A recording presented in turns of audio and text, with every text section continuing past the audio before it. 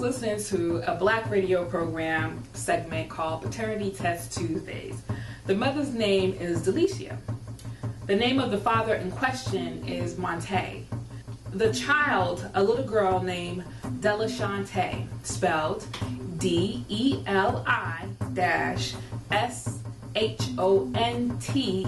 with an accent over the E.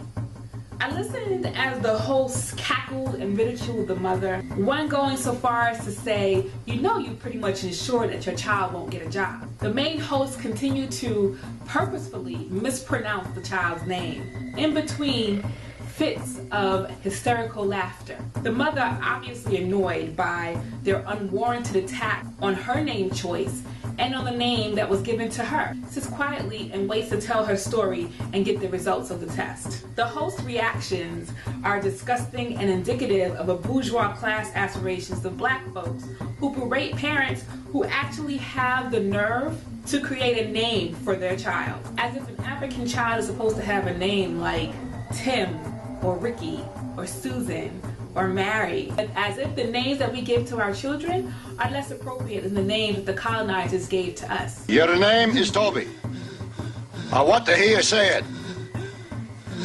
Your name is Toby.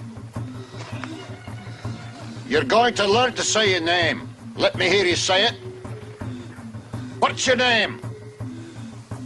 Kunta Kinte. In the clip, the white man obviously represents the colonizer.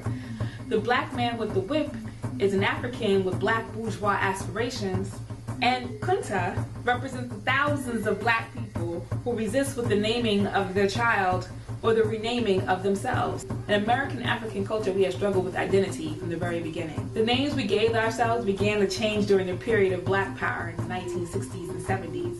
We renamed ourselves and our children with traditional African names like Omowale, Nzinga, Asantewa. A lot of us were also renamed and given Arabic names like Aisha, Abdul, Rashid, Fuquan, or hybrid African Arabic names like Lakeisha and Tamika. Anything but white Euro-Christian names, the names of our oppressors. Now in this period of American African identity, a lot of us are creating names that are indicative of a culture in the United States. The name might include a hyphen, an accent, and the combination of both parents' names. Or it's just something that we think sounds good. Some of these names might be adopted from capitalist companies like Mercedes or Porsche or Alizé. And whether we agree or not, it indicates a shift in our need to continue the legacy of slave naming. My name isn't Toby, it's Kunta. In doing so, our names are considered ghetto or low class.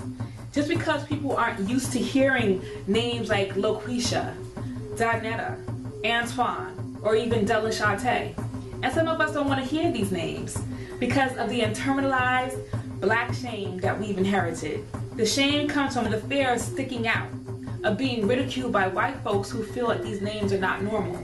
Africans who dare name their children a name that no one else has are consciously or subconsciously showing a form of resistance.